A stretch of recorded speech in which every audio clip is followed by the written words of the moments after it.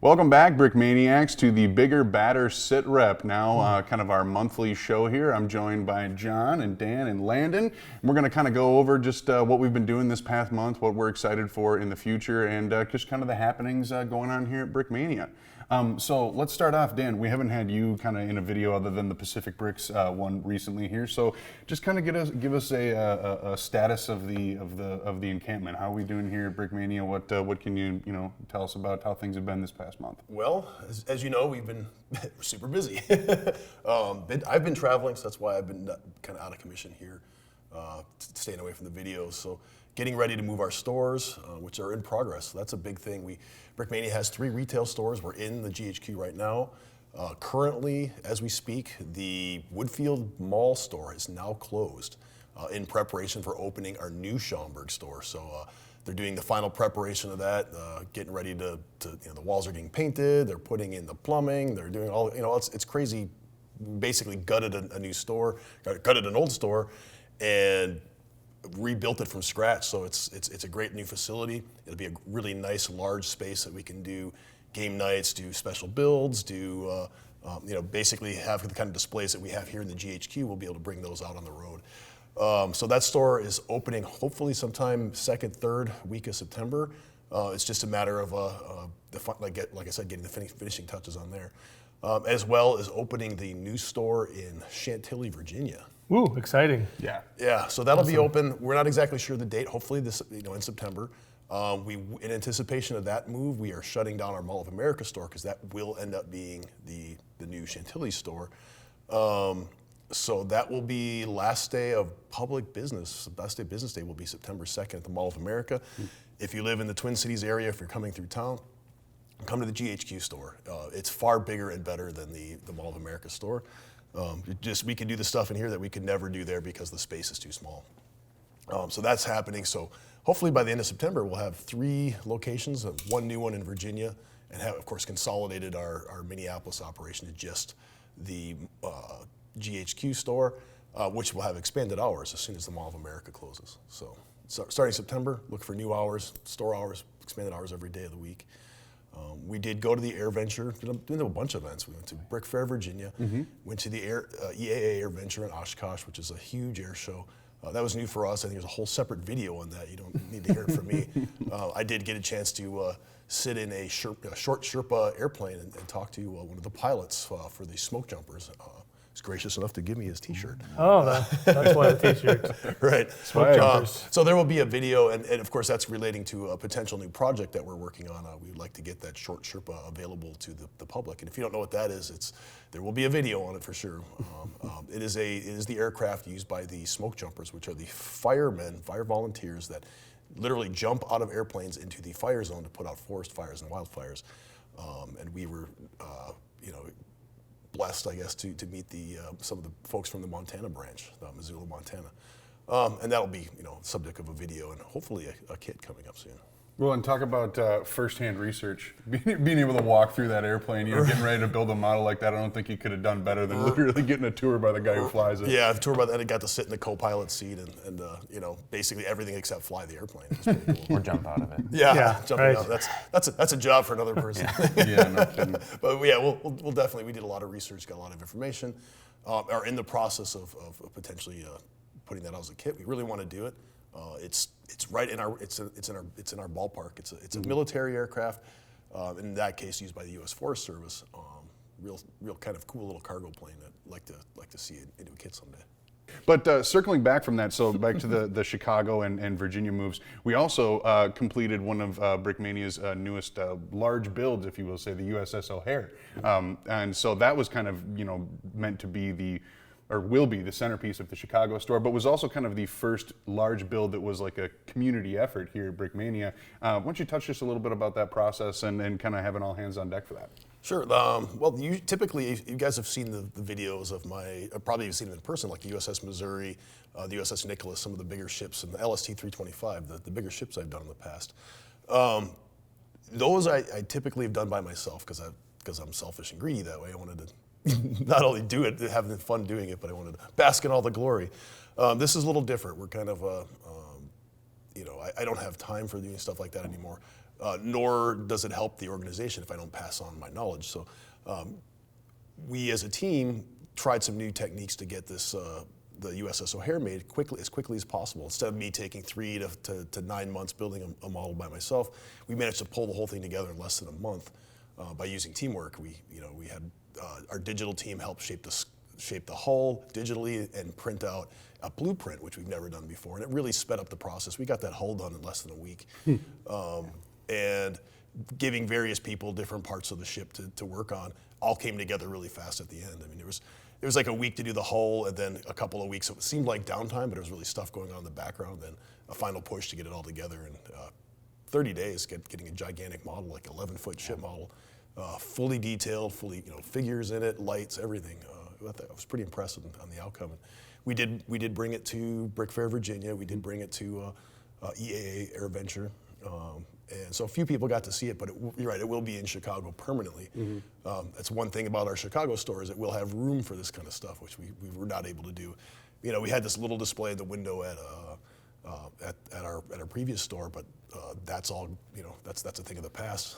We have much more space. We can do much more displays. So stuff that normally would just stay here at the GHQ, we'll be able to actually send on the road and have other people see it. And then talking about bringing back World War Brick, which of course is our big event. Maybe make it a little smaller production, do it in our stores in different locations throughout the year. Yeah, that'd be so awesome. Yeah. Yeah, so it's been a busy summer. If you can't tell here, we've been doing stuff pretty much in and out, internally and externally, going to events and whatnot. So John, I guess question for you. Yay! We recently kind of reshuffled here a little bit, kind of did some expansion, moving to production and whatnot. So how was that kind of an experience for you in the sense of opening up some new doors here to get Brickmania in a situation where they can kind of meet the production that is now being demanded of them, but then also have time to put together some of your kits and still be a contributing member? I'm still alive. Yeah, so right. That's a You're good still sign. It was pretty hectic. I mean, it was a lot of planning. Timing is everything. Make sure things don't overlap. So we did our best. So we have basically 3 new spaces, offices, a whole new customer service area, and a whole new print room for all our paper prints.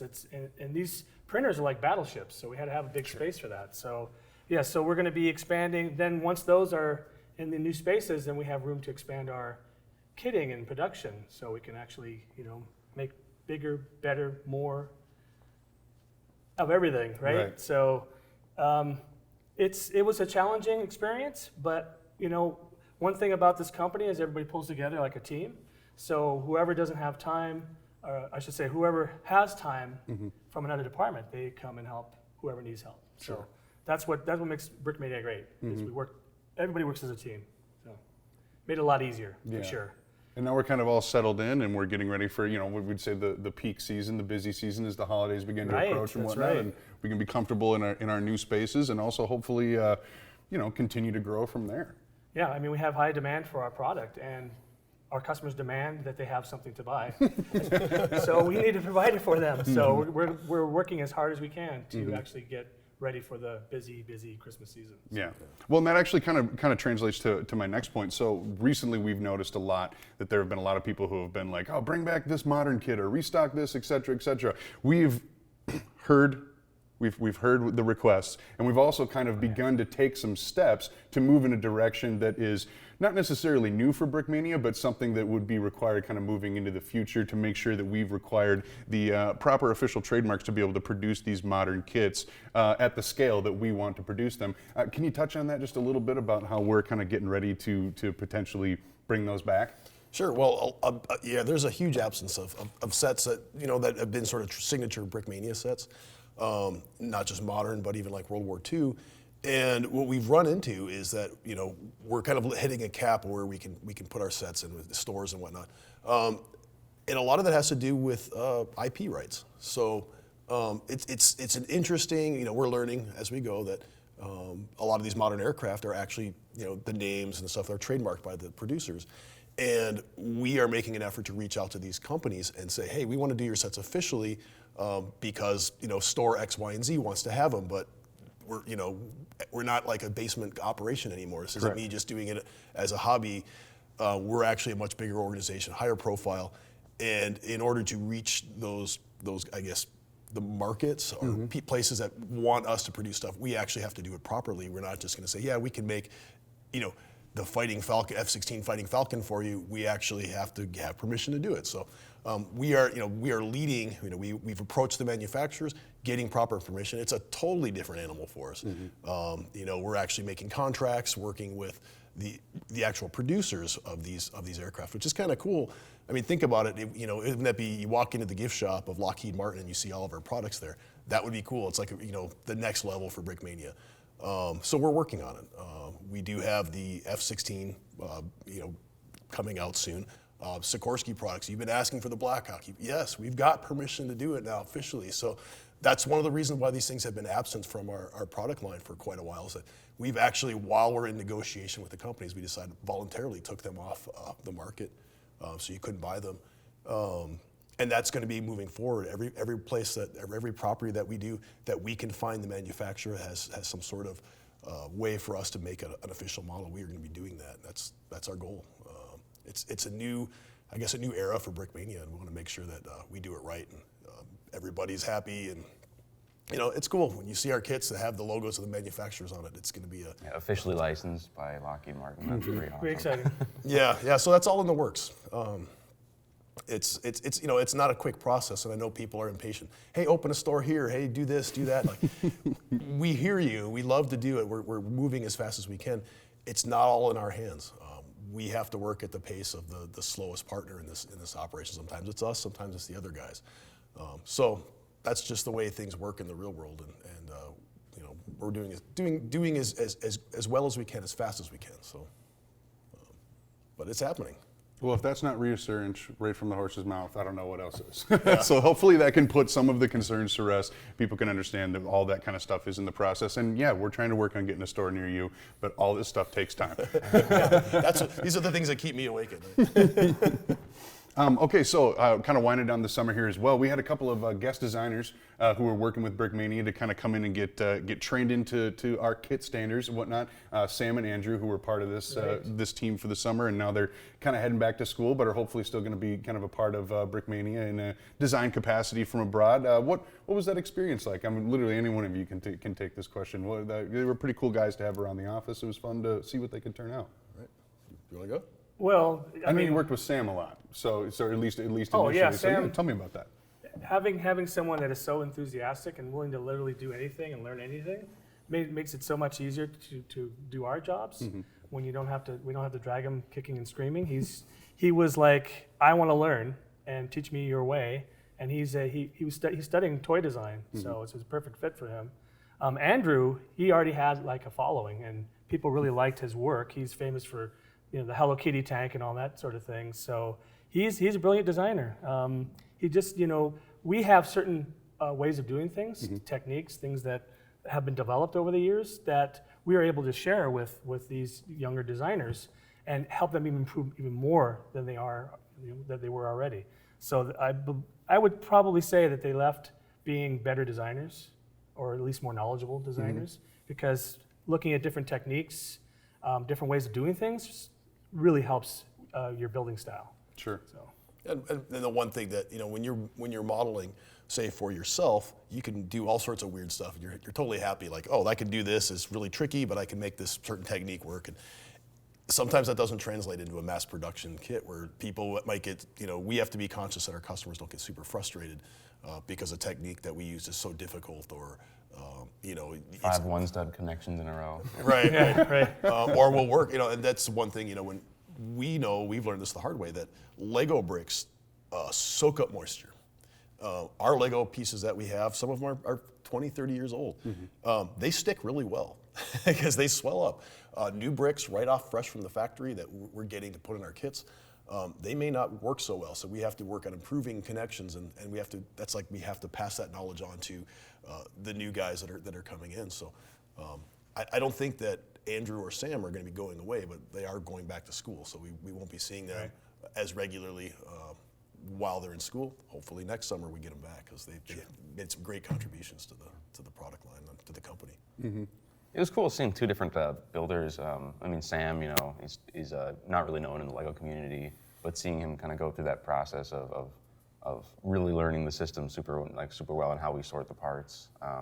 And he did a lot of part sorting too. Yeah, I did a lot of part sorting. So good job, man. Amazing amount of part sorted. So, but like learning that system and then seeing that come like culminate in the set, that was cool seeing that. And then on the other side, like Andrew, like knowing really well the system, and then seeing how it was cool seeing like somebody that we were familiar with already ahead of like I think I've been following him for years, so it was cool seeing somebody like him come aboard. It was fun to work alongside with those guys.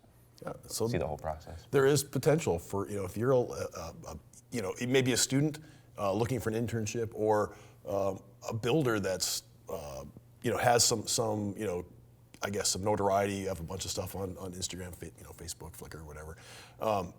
You may have developed a following. There's different avenues of getting into Brickmania. So we are looking, keeping our eye out for other designers. We do have a really good design team, but the demand of stuff that you guys are asking for, stuff that we just can't possibly keep up with. There's always going to be room for expansion here, and especially we do stuff for outside other companies. You may know that we did a set for the White Stripes. We've done First Avenue. We've done some of these cranes for Manitowoc Cranes. We do outside jobs. They're always coming and going. So we do have designer needs at Brickmania. It's always going to be something that we need. So, yeah, there is hope. If you want to actually become a professional Lego designer, there are ways to do that. You don't have to go to Denmark to do it. Mm-hmm. Well, and did something like that, I mean, I don't know how recently you guys, before I was here, brought in new designers and whatnot, but bringing them in kind of both in similar timelines and then having to get them streamlined in a process where they can put a kit out, does that kind of force some internal reflection to like look at your guys' own process and maybe how you teach these techniques that you guys have developed in just your years of experience in building?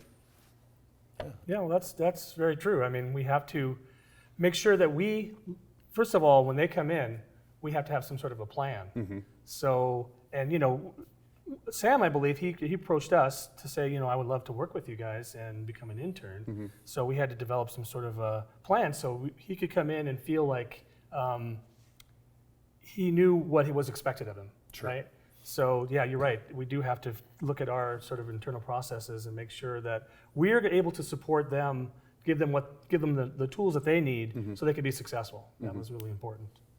Well, I'd say you did. I mean, Paladin right here is evidence. This is an Andrew Summers model that'll be on its way. And then it was the Gaz, the little Jeep that Sam built. And then he's also got the Flacker Veiling 38 there. And so, yeah, I mean, they very quickly went from sorting parts to putting on actual products, which was really cool to see, just like right in front of you, kind of watch that happen. So. Yeah. All right, cool. So we'll make a little turn here. We're going to talk about some future events that we have coming up. We're going to Germany. We are. Yeah. It's going to be a pretty cool experience. I know that me and Landon have spent some time talking about them in the weekly videos. But I mean, Dan, how excited are you to be heading back overseas? Oh, well, considering how much I've been traveling lately. We tell him we're deporting him. Yeah. Back to Germany, yeah. I like John. That's right. I like it's always fun to go to new events, and we have been disinvited from previous events in Germany, so it's kind of nice that an event actually wants us to come. Of course, there's restrictions. We're not going to be able to bring a bunch of Wehrmacht stuff to Germany for good reason. Mm-hmm. So it's cool to go back, and it's going to be like a little bit different. So. In the U.S., in all the places we've been to, there's a certain group of people that know me as, that's the guy who put out the Blacksmith Shop, but it's a really small group of people. Mm-hmm.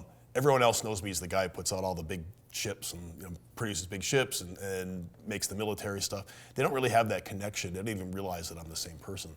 So it's two different groups of people. In Germany and in Europe, people really know the Blacksmith Shop. They don't know me at all. Mm-hmm. So they know my set. So I'm going to be going over there and talking a little bit about how that came about. I mean, it's almost been 20 years ago now that all that stuff happened. Literally 20 years ago for the Blacksmith Shop when Brickmania first put it out. So get to go talk about that. It's going to be fun. It'll be interesting to see what the reaction is to the stuff that we put out there because, like I said, we have been disinvited from previous German Lego events because we do historic military stuff. And that's not just a no-no in Germany, but the company, Lego, frowns on it. And if they have a say, they might not particularly want me there. Sure. So we're going as invited guests. It's sort of a learning experience. We'll have to be on my best behavior. Curb my enthusiasm for goading people into doing and saying things that they don't like to do or don't want to be part of. But we'll have fun. I think it's going to be a blast. Yeah, well, and I mean, Panzers aside, just talking about the Blacksmith Shop in general, I mean, that was a first for not only someone like you, but also for Lego reaching out. And so, I mean, it was an inspiration to a lot of people who were like, I can take my own bricks and build what I want, and people will still think it's cool. And then, look at what it's spawned now, especially in the era of social media. I mean, that's more so than some German tanks, probably something that people would be interested in, just being the first to come up with kind of that idea and really pursue that. Sure. To be able to make a Lego-based business. We're not even part of the company. We have nothing to do with Lego except we love the products they put out. Sure. We have no connection, no official connection. And to make a business out of just purely aftermarket, the joy of creating something that people like out of a kid's toy, and finding other people that are just as enthusiastic as we are. So we're building something really cool, taking something to the next level, and I'm enjoying every minute of it. And if we get to go share that with other people around the world, that's all the better. Mm-hmm. Well, going back to that Blacksmith Shop, man, I remember seeing that in my Lego magazine back in the day. It's kind of cool, full circle. I want to work for Lego someday. But now I'm working at Brickmania, and it's I think Brickmania is the way to go. It's best of both worlds. You get military and you get Lego. It's cool. Yeah, it's definitely combined passions, which is something that I think that's too when you explain somebody what you do, what is Brickmania? What do you do? And then you tell them, they're like, wow, that exists? That's the coolest thing I've ever heard of. And it's yeah, it exists, and it's awesome. So one of the other events, too, we have going on that exact same weekend is Tank Farm in Nokesville, Virginia. That's going to be the 7th and 8th. A lot of stuff going on there. I've never been to this, so I'm kind of learning about these events as they happen. But according to what I have here in front of me, there's going to be a plethora of vehicles on display. There's going to be some scavenger hunts and whatnot going on. And then we're also going to have our very own Cody O'Sell down there. That's correct. So if you're tagging along maybe for that combined military and Lego interest, you can meet him. If you're not in the neighborhood of Germany, then you can... Yeah, if you're stateside. Right. And not only Cody, one of our other Andrews will be there. Mm-hmm. Print Shop Andrew. Print Shop Andrew, yeah, right. Andrew will be there. He's always a fun guy. Different Andrew, not Andrew Summers. Yeah. Okay, we only hire Andrews. Yeah. we have an Andrew in every department, just about. Right. We got to meet that quota. Yeah. The Andrew Union would be in arms if we didn't. Yeah, right. They'd come after us. So yeah, that'll be our other event as well. Cody will be there. There'll be a lot of cool stuff to check out down there as well, and that'll run those same dates, September 7th and 8th. As well, and that's once again in Nokesville, Virginia. So that kind of covers our at least recent upcoming events. I know that you guys have some other stuff in the works too. Do you want to dive into some of the trips that are a little farther out there? We could, might as well mention it. Yeah, Landon and Cody and I will actually be going to England in October. So there's the Great Western Brick Show. I don't know if we're going to be actually able to display anything there, but we'll probably just make a cameo appearance. We're basically, that's not even the core of the trip, is that we're going to the Bovington Tank Museum to go film some episodes of Beyond the Bricks, and I believe they have a YouTube channel they want to do shows for as well. It's going to be like a joint venture between Bovington Tank Museum, Beyond the Brick, and then Brickmania being the kind of sort of glue that binds the whole thing together. So Cody and myself and Landon will be there, and then we're going to try to tag along with Beyond the Brick, maybe go down to Portsmouth and go see some naval history from the country that created naval history. So there's that. There's also, even further out, we have Brick Fair, New Jersey in November, and we'll be back to Nebraska Brick Days, this time in Lincoln, also in November. So I believe that's the extent of what we have coming up as far as trips. I'll be back in Virginia and in Chicago a lot, and we'll keep you updated. We will have grand opening events. Yeah, we don't know when the grand opening is going to be. It's kind of unpredictable. Stay tuned. Coming soon. Yeah. So once the doors are actually open, we have our permits. This is new territory. We're opening new stores in places that haven't had stores. So we have to get things called occupancy permits, and you have to jump through a lot of hoops. Once we have all that bureaucratic stuff taken care of, we will be able to have the stores open. We'll set a date for grand opening. Of course, several of us will travel out there. We'll have cool activities, set displays. It'll be totally different. So come and join us. But we'll let you know when those are going to happen. So no slowing down here. It's been a busy summer. It's going to continue to be busy here at Brickmania. Let's go over some of the highlights that we've kind of covered in this last month. And actually, Landon, I'd like to start with you because I know it was released a little before this past month, but at the same time, it's kind of been the talk of the summer. Let's talk about the Lunar Astronaut. Yeah, where do you want me to put that camera guy? So here we have the Lunar Astronaut, and that went over like surprisingly well. We were kind of just, we're going to commemorate the lunar landing and decided to put out this minifigure. So it's a little bit different from our core product line. So I was pretty happy that I had a chance to put together artwork for this guy. But he turned out to be, hugely popular. Kind of surprised us here. I mean, so it was obviously fun to make the artwork, but a camera guy and a few others had a hand in making some awesome 3D printed models. So the helmet, the backpack. He was so hugely popular, you may wonder where all the other minifigs went this month.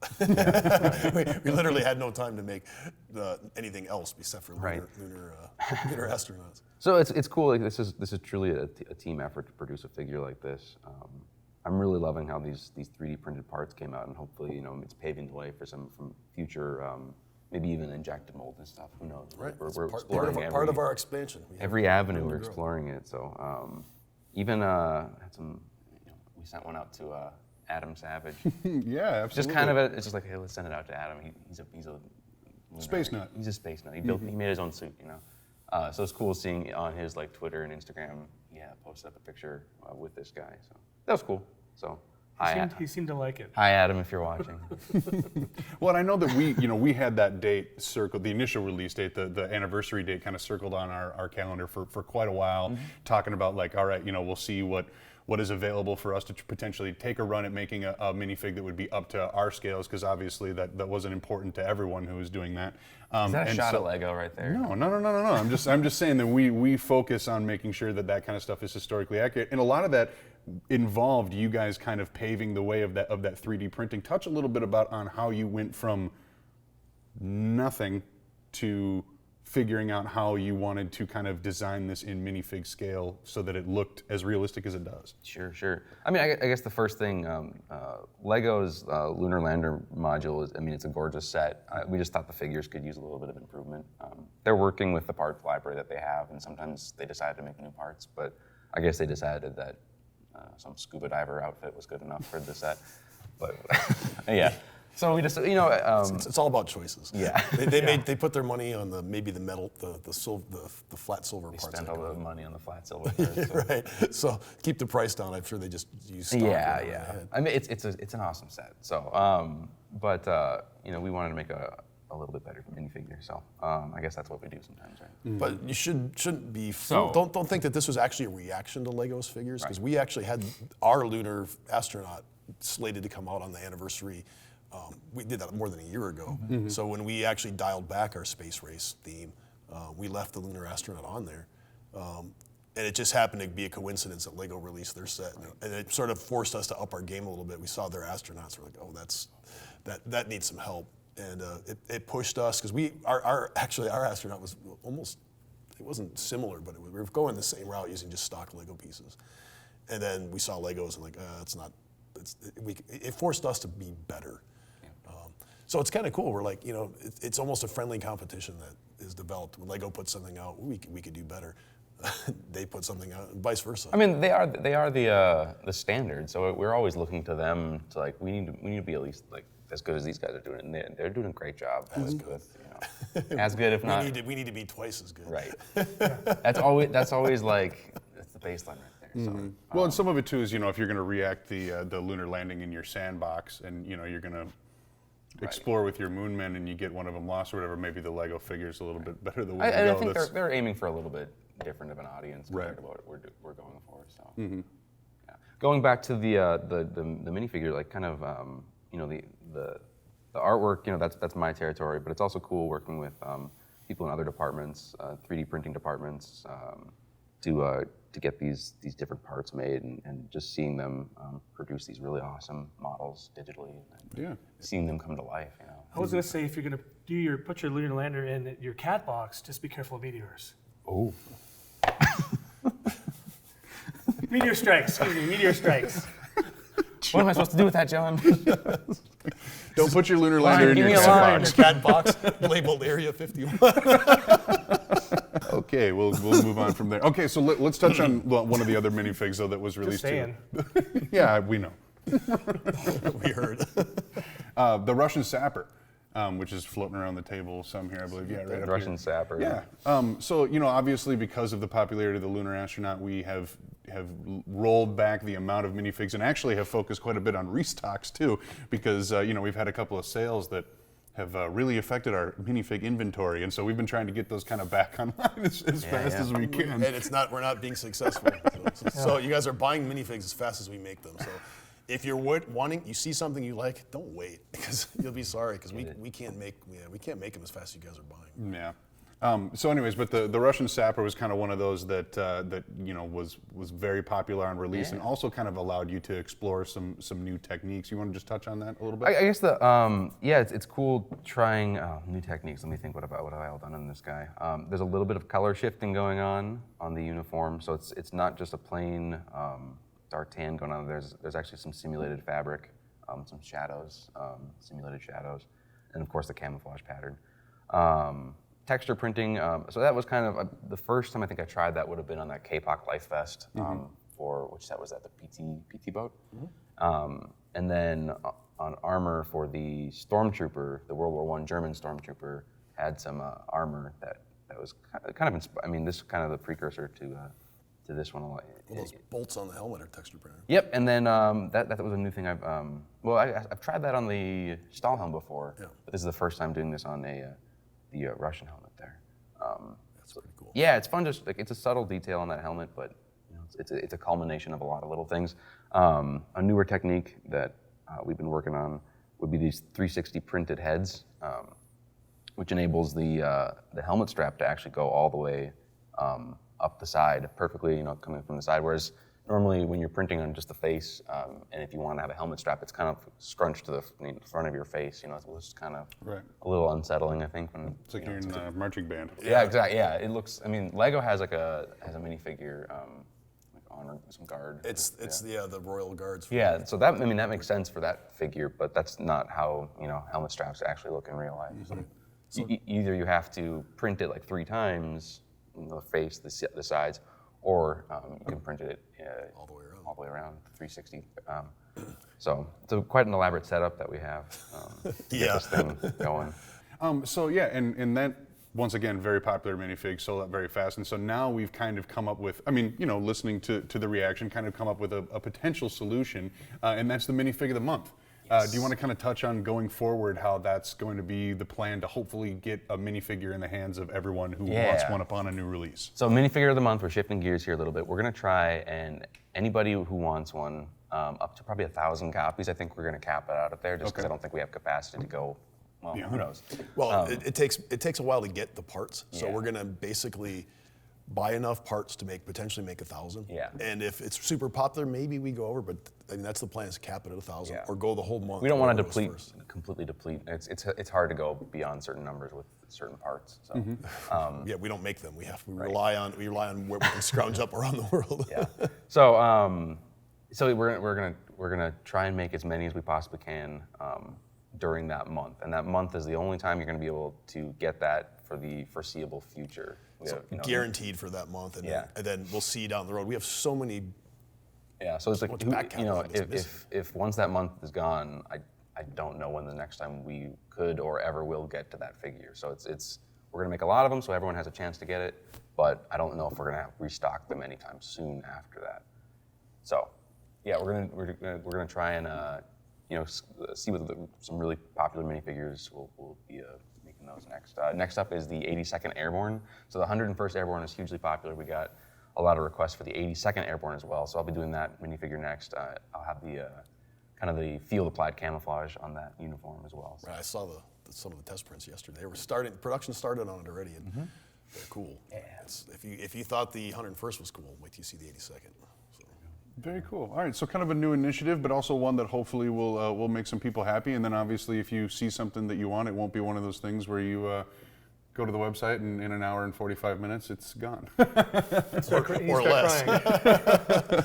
and then you have to jump on YouTube and be like, please restock this. But I understand how it goes. So let's take a look back now this month. And John, we'll start with you. Just kind of the highlights model-wise from the month, maybe techniques that you learned or just interesting research in general that made August an interesting month. Well, all these kits that I produced by myself. No. Mm-hmm. This is what they let me handle this week, this month. I was supposed to do the Paladin, but they said, no, John, we need your expertise on the TKS. Because I had the best eyesight, I suppose. So yeah, we got the little TKS. So what really is important, what I found for myself, is to get a lot of opinions about my build, because it may be I forgot to actually put in a feature that should be in the kit. Sure. So someone will come by and go, hey, that's blah, blah, blah, blah, blah. I'm like, oh, where are the tank treads? Oh, darn, I forgot that. So that helps a great deal, actually, getting input from everyone around, showing them what I'm working on. I think this is really a platform for the Polish tanker, which a Polish tanker is just awesome. Thanks, John. It is really cool. The thing is, when you watch videos of this tank rolling around, it is so tiny. The guy looks like he's driving around in a toy. Mm-hmm. Like they created this as a kid's toy, but it actually, they put a cannon on it, so it's not a toy anymore. Yeah. So imagine this: you got your whole squadron or group of these tanks coming over the hill. They're all playing kazoos at the same time. It's coming over the hill, right? And hey guys, come on, let's go. And then of course you see a tank that's like 10 times bigger than your tank. So you have 10 of them, right? You have 10 TKSs, and there's one tank that's actually bigger than all 10 put together. That's when you just close the hatch. And they make a really quick U-turn and go. They put up a good fight. We're done. They put up a very good fight. Never make a U-turn in a tank. Always backwards. Always backwards. See, this is the kind of information I need, right? Because I've already been destroyed. U-turn sign on there. I've already been destroyed. John makes a U-turn in the tank, blows up. But against infantry, this tank does quite well. Mm-hmm. Small arms. Well, not only that, the 20 millimeter cannon would pretty much chew through anything. Right. It would chew through anything the Germans had for sure. Considering their odds, I think they did a pretty good job. Yeah. See, I don't know anything, so. Yeah. But just didn't have enough of them. That's the. Right. Well, I have one. Yeah. That's not enough.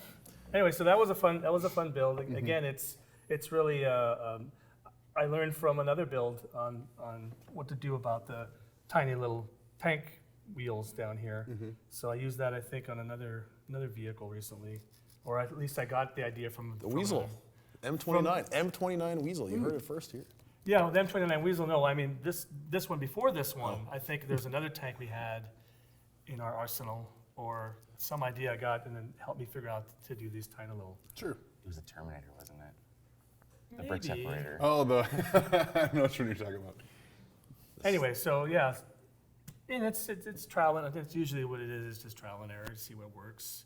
There's always fine lines between how tall the tracks can be, how tall the overall vehicle can be, if the tracks will actually clear, so you can actually roll them. So it's always a challenge, and then make it, of course, sturdy enough so you can play with it and it won't fall apart. Well, in working with Andrew and Sam too, did you reevaluate some of your own techniques as you were teaching them? You know what I mean? As you're kind of showing them how to put something together, be like, oh, I could actually probably do it this way or whatever. They actually taught me. Oh, great. Yeah. So in fact, going back to the little, I think it was a 75 millimeter mountain gun.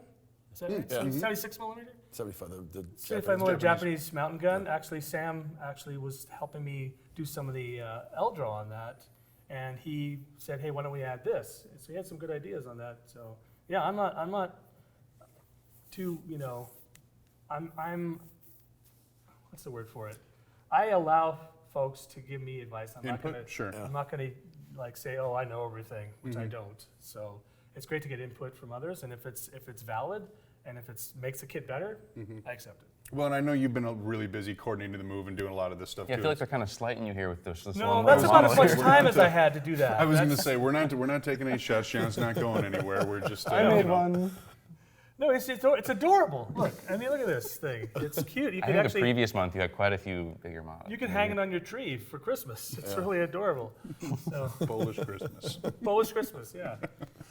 It's a new thing. Okay, well, we'll move on to Dan then. So same kind of question goes for you. Just anything interesting from this past month, stuff that you have produced or been working on, new techniques, getting back to it. I know you have a destroyer currently sitting in your office space right Couple now of that is them, taking actually, a lot of time. But So yeah, I mean, I haven't really contributed a whole lot of output to models this month. A lot of really small things, the Hawk missiles, the BT-5, which is actually, some of these things are like revamps of older models. The Panzer 38T, Natasha, the BT-5, those were sort of like taking older models, doing them better with the newer parts. Adding colors where we weren't able to do that before, or never made a dark green tank before. Sam did the little gas Jeep, and I was like, all right, I'm going to do that too. We'll add color to our models, so hence the dark green BT-5. Have had some time to work on some completely new stuff, be it small. The Hawk missile battery, for one, that's a completely new model. That's part of a potentially larger system that we could have all the different Hawk launchers and the radars that go with it to be added on later, and then managed to somehow squeeze this the T-64 in there too. So T-64 main battle tank. That's still a prototype stage. Doesn't have its printed parts on it yet, but it will be forthcoming. The printed parts, Slam designed those. They'll be forthcoming. Deploy fish gills. And it can fly. Those front ones are a little fragile. So there'll be a whole video on that particular tank. Okay. And of course, I've been building a destroyer for the U.S. Navy, building the USS Johnston. And that is something that the Naval History and Heritage Command is going to be bringing around to various events. And they're, contracted with me to build them a ship, so I could actually have on my resume, hey, I built a ship for the Navy. So hopefully they will like that. And one thing that I have been working on, it's taking a lot of time, is that while they want a model that's just going to travel, they want me to glue it together so they can ship it from place to place. I am actually taking that same model and building a kit version of it. So one that we'll be able to assemble. It'll be able to break it into 3 sections, so we'll travel small. Instead of having this 4-foot long ship you have to carry around, you'll have 3 smaller sections. Wow. And then it has to be buildable. So it'll be probably comparable in size to the PT-109. Except without the figures, so that'll drastically bring the price down. So, there's no figures. It's 1 to 96 scale, which means 1 inch equals 8 feet. Right. Which would be a great scale to do other ships. I mean, this would be something we can do a destroyer, you can do cruisers, and just go on from there. So, I'm looking forward to completing this destroyer kit, which will be coming out in October, I think, is fall sometime. Yeah, sometime in October, early October, I believe. So that's going to be coming soon. I wish we had it here, but it's actually in several pieces. It's actually in several pieces in my office right now. So. Well, and so you're talking too about the Pacific Theater Volume 2. That had a couple of scale models of the USS Missouri, right, and then the Yamato as well, which I'm not 100% certain on the scale of those, but different than the 135th we normally work with. They're either 1/600 or 1/700. They're real small. I mean, those ships are only like 18, 19 inches long. Right. Whereas a scale model for like one of these battleships in 1 to 96 scale would be like comparable to like the Nicholas or something. Sure. It would be like 11 or 12 it's a feet long. fun size. Yeah. So potentially, I mean, you maybe seen some of my older models that have been, my first Missouri model is like 1 to 150 scale. It's about 8 feet long. So a battleship in that scale, 196, would be about 12 feet long. So could potentially even do a kit. I mean, it's not out of the realm of possibility that it's just making the instruction book. You have to build it in small enough sections that we can make instructions for it. And that's a challenge. Always having to learn, new techniques, and instruction making is half of my job. Well, and can kind of like just expanding on the scale changes in general, is the Johnston kind of a warm up for just exploring the potential of that 196 and what techniques you can use in that kind of different non-minifig quote unquote scale? Well, I didn't choose the scale. The Navy chose the scale. Okay. They said they wanted a ship about 4 feet long that they could put on any folding table. So imagine you're trying to hype your you're a department of the Navy, hype the Navy, period. And Navy. this is going to be like, so the Navy's launching ships constantly. The Navy's doing heritage events. They want something that can travel around, so they wanted a compact model, and it's perfect. I'm able to get all the details. There's nothing missing. You know, every small detail except the figures, and I totally embraced it. I think it's a great scale. Be those little tiny trophy figures would be about perfect for the figure scale. A cool round to explore going forward.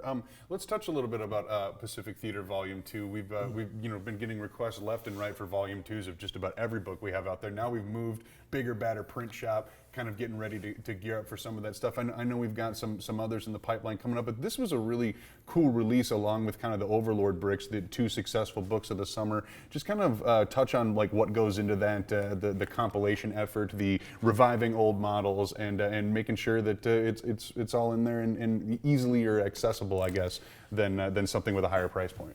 Well, you touched on it already. We basically get to go back and take the old models, and if there's room for improvement, we'll build the improvements in. Our instruction making technique has grown. We're able to incorporate parts that we were never able to, like soft rubber parts. Like we had no idea how to put those in our instructions. Sure. Now we do. We've taught ourselves some techniques on making the improvements to the instructions, figuring out where. Standardizing parts names, giving advice on where to buy your parts, things like that. It's just a constant step, I guess building on what we've done previously and always improving it for the next level. So there's a drastic difference between the quality of the instructions and the quality of the builds that go into the Pacific Bricks than say the Barbarossa, which is our first instruction book. Sure. We're on this is like number 10. So it's just incremental, raising the bar, I guess. So the bar has been raised with those last 2 books, and you can stay tuned for more that'll be coming out with. There are others in the pipeline, so stay tuned. Okay, very cool. All right, so we'll finally get now to the point that everyone's been kind of waiting for, and that is what is coming up in the future. Let's take a look at the month of September. Obviously, we already touched on the Destroyer, but let's talk a little bit about what we have actually sitting here right in front of us, and kind of the excitement from that. So where do we want to start, huh? I mean, this is kind of the big one if you want to start with the HE 111. So Cody, the aircraft master. Decided to take a vacation after finishing this model. So this is a beast. This is of course the HE 111. Let's give you a top view of this. It has a 5-man crew. It's a twin-engine bomber, World War II. So this is, people they're excited about the upcoming Battle of Britain anniversary. While the HE 111 was in the Battle of Britain, this particular model is the 1944 version. So it does leave room for a re-release, another release of a early war version. So this monstrosity or masterpiece, however you want to say, and we're still missing the stickers, but where is it? Some of them.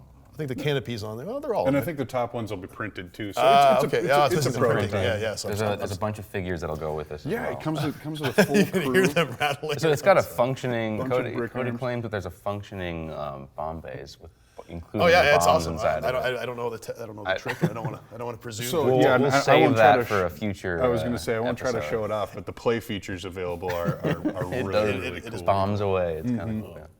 So and another one. I mean, we have right in front. This is the de Havilland Mosquito. Will be coming out later in September as well. Maybe it's even October. I'm getting. It's all kind of a blur to me, folks. Sure. I've been living, Away from the office breathing. a bit. Well, yeah, it's a blur. Just there's so much going on here. But the Mosquito twin engine. This is like a fighter bomber. Fighter bomber. Okay, because I knew this was a medium bomber, and I'm like, what do you call that? A It'd medium be bomber? a light bomber. So Okay, fair enough. You can get the Bombay doors. Oh, they open.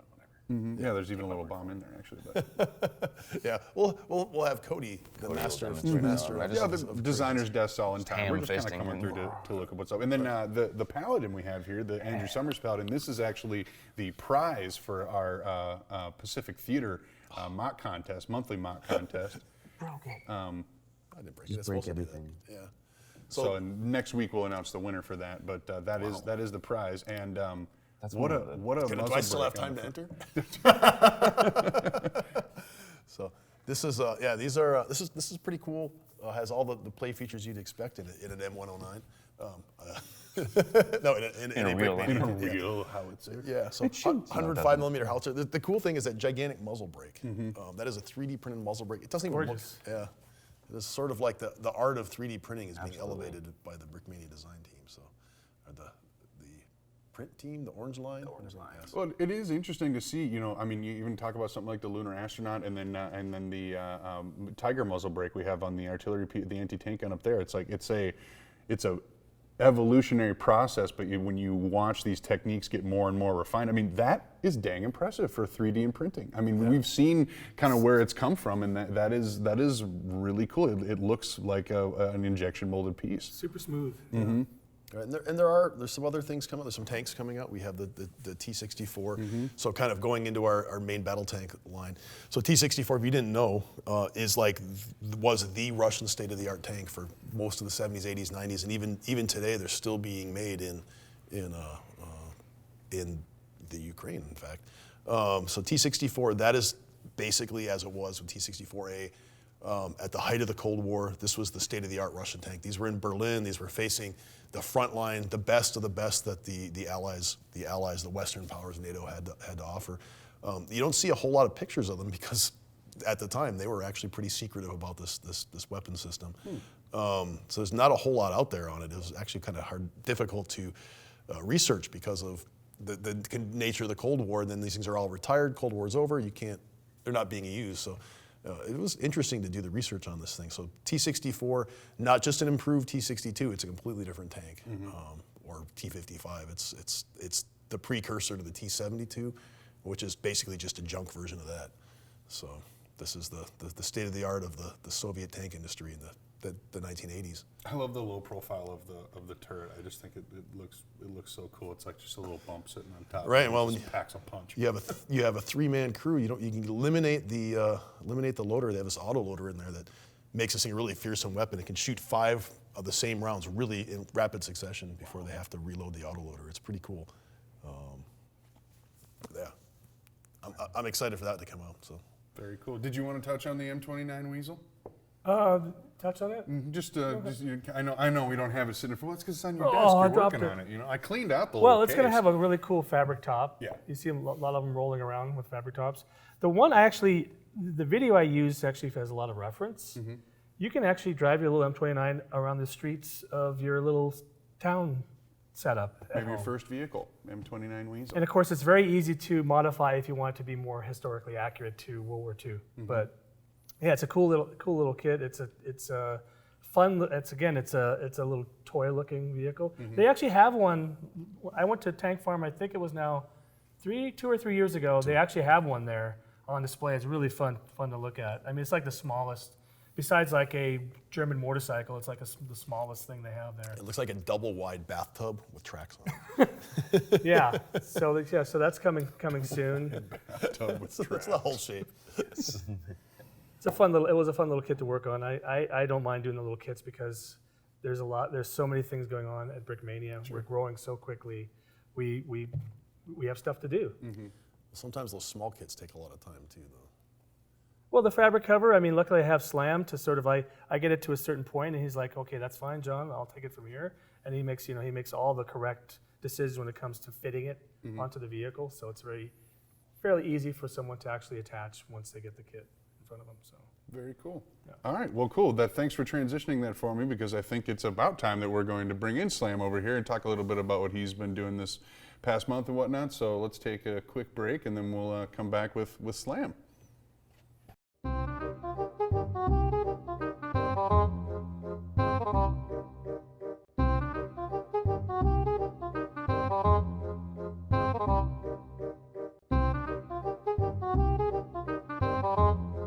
And I'm the other guy.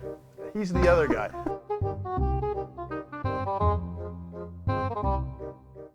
All right, we're back, and now joining us is Slam, our resident graphic design guru, here to talk about a little bit what he's been working on this past summer and mostly this past month. So one of the models actually that was cool to point out right away is that Kubelwagen sitting next to you. We've really been upping our print game. Especially on some of those tiles, and that's a great example of one that is just covered in it, even for a small kit. Touch on the process behind that a little bit. This is one of my favorite things I've done here at Brickmania. I'll be honest. These are a really simple set of tiles. You know, just like little texture lines, like the strength embossing they put into those doors, the tailgate, and that is just the smoothest, simplest looking print job that I think I've pulled off. I bought one of these because I'm like, that's sweet. Left out. The old bucket wagon, but It's sold out. yeah. Whoops. So as you may know, I'm involved in doing most of the printed parts on our kits, unless Landon's still doing them, which is pretty rare at this point. Yeah, it's been a while. Yeah. And I'm also doing all the stickers. So other things that have kept me busy this summer. Oh, we put out a new book, Pacific Theater, Volume 2. That's an awful lot of stickers. And these are all from old kits, but what are you doing? Not gonna try it. And this was cool too because it came with multiple nose variants. Obviously, that's the classic Tiger one as well, but pretty cool to be able to put 3 different designs into one kit. Yeah, this is the P40. This is also a favorite of mine. Childhood favorite plane. One of my first model kits I put together when I was like 8. But yeah, shark mouths. I'm super happy about shark mouths. And that art is all based on a plane that I took a picture of, EAA, AirVenture. So that turned out real slick, and it's got the alternate like nose cone and the big banshee skull. The skull, yeah, right. Remember banshees? That was fun. It's dripping blood. Gold sauce. Talk to me a little bit about the process between like taking something and wanting it to look as historically accurate as possible, but also keeping, it's kind of like with the uniforms. It's not really a direct ripoff, it's more of like a caricature of the actual nose art itself and then kind of transitioning that into a sticker. How do you take that from picture on the internet to sticker on an airplane? Well, Dylan, this is where the art comes in. Now, Landon's got a ton of experience doing, like he's found his art form. I'm still working on it. I'm still fairly new. But I want to make everything as historically accurate as possible, right? And pump all the detail into it.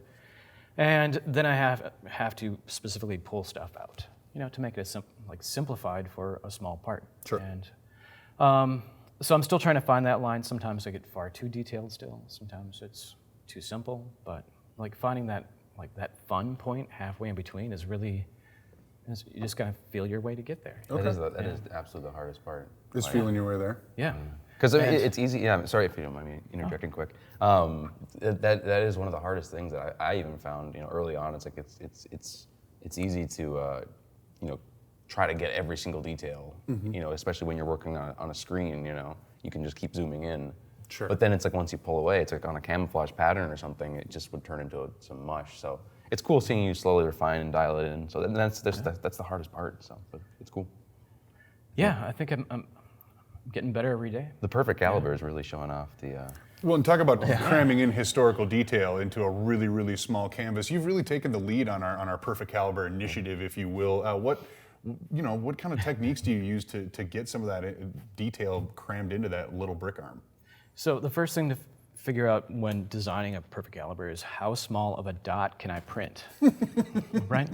Everyone has and to then have a make it starting slightly point. bigger than that, right? And then figure out if that pin is an important detail or not, Does everyone know what perfect caliber is? Is that? I'll do a quick yeah. explanation. Okay, so perfect caliber is where we take brick arms and we print details on them. And so to make them even more historically accurate, so it's like a printed version of their overmolded, but with even more fine points, stuff like wood grain, like you mentioned, the action, little bolts, stuff like that, pins. I think there's even been like numbers on the side of a couple of them, like that FG42 or whatever. Yeah. And the bar and stuff like that, or the BAR, excuse me. It's pretty impressive to see just that amount of detail that you're able to cram into that. But that is the process that we've gone through to create perfect caliber. Correct. Yep. So there's been occasional, like a fire selector might have a letter, signifying that it's fully auto, and that's about as small as something as we can print. But it's mostly just a matter, like we've gotten to the point now where we're mostly putting down wood grain, and especially taking gunmetal brick arms, and then color shifting things darker or lighter on top of it, so you get some varied metal and. Should clarify that they're actually Brick Arms weapons. Brick Arms, the brand, we're using actual, genuine, little miniature weapons from the brand Brick Arm. It's not a generic term, Brick Arms. Yeah, sometimes that gets thrown around. It's almost become like a catch-all term for any Lego weaponry. But Brick Arms is that's the official. So that's what we're using. it's a premium product. So we're using Brick Arms weapons. So when we're referring to it's a brick arm, we're not saying, hey, it's a just some random rifle we picked up on some dodgy website. These are the real deal. Yeah. These are the original weapons from minifig scale weapons from Brick Arms. So just to clarify, we gotta revisit that Brick Arms relationship someday because it's kind of a cool backstory behind just us working with Brick Arms. Right, Someday. we'll get Will on here. Yeah, oh for sure. That'd be great. Yeah, our friend Will. Yeah. So the PPSH is the last Brick Arms perfect caliber that we printed. Turned out really well. I think those sold out really fast, like within a day or two. I mean, and that's been how these have been selling. Like, they don't come out every Friday, like every few Fridays now. Mm-hmm. We've kind of slowed it down a little bit, but when those do come up, you really have to get on the website fast if you pick them up. Right. Well, you can't have a lunar astronaut without a PPSH. So here's the question: Will a PPSH PP shop fire on the moon? That guy's going to find out. I don't know how that works. I don't know. I think it might take some oxygen. Unfortunately, I don't think so. As awesome as that would be, I don't think that works. Exactly what we need on the moon. It's Space Force. It's mostly necessary for when you crash land in Siberia and you have to fight off bears. That's why you carry one of those on the standard capsule. NASA PPSH, right. for bears. Part of the Lend-Lease program with the Soviet Union is weaponry for our astronauts. Not historically accurate. Anyway. Okay, so that's what I've been up to, you guys. Yeah, yes. Absolutely. I guess my last question for you would be, I know that vehicles, obviously, we build in the same scale, but they're never the same size. When you're dealing with like the historical research of something like this MiG over here and looking at like the size of the decals on the wings and whatnot, how do you work in translating that scale to model scale and understanding how big a sticker is going to be when literally there's hardly even a prototype sitting in front of you? That all comes down to visual research, so try and find as many historically accurate photos as possible. Sure. And based on that. And honestly, we're working hand in hand with the kit designer. So Cody does a lot of that also, for the planes especially. And he'll tell me what he wants where. So it wouldn't have occurred to me to make a Vietnamese version of the MiG. Sure. So, but that's what he wanted. That's what we got. And there's Soviet stickers in there as well. So there were. There were. You were lucky enough to get one. Yeah, I was going to say, those are also good. If you haven't picked up on it, most of the things sitting in front of us either aren't released yet or are sold out online. It's sold out at Mach speed. So. They're just fun to look at now, and Well, we're bringing everything back as quick as we can produce it. But keep in mind, Brickmania is all the stuff's handmade. So for every one of us sitting here, there's like a whole entire army of enslaved children in Burma making. No, I'm just kidding. No, we actually make them in our facility. They're all handmade by us. Yeah, we've actually jumped in a few times recently and borrowed out some kits. Yeah, so we do have professional, kit putter togethers. I don't know what the official term is, but this is all handmade process. We do all these in small batches, and it just shows you the popularity of our stuff, but we can't keep it in stock. I don't know what to say other than like, if you see something, don't wait to order it because it's going to be gone. And we're trying to do everything we can to change that, but we can't mass produce these things. It's just impossible.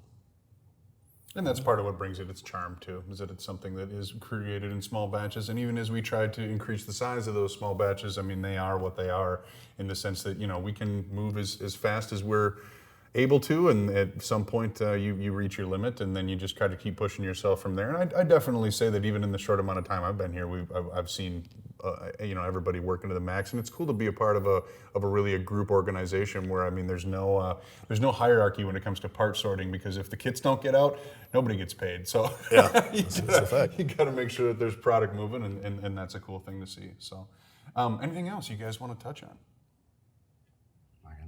Okay. Very cool. Well, that is the first monthly SitRep then. The SitRep has returned bigger and badder than before. Make sure to stay tuned near the first of the month. Every month we'll kind of do a check-in and see what we're talking about and what we're going over here at Brickmania. And it's also your first chance to see some of the stuff that'll be coming out that next month in the future. So make sure to stay tuned. Otherwise, like, comment, subscribe, and thanks for watching.